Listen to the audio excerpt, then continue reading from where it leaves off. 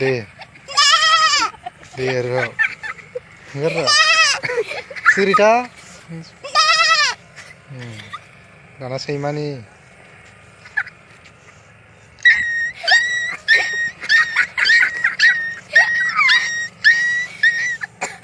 आरो खेबसेबाव सैमानिखौनो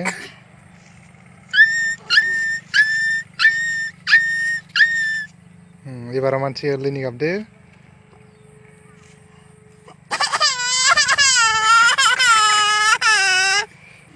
खेबसेबाव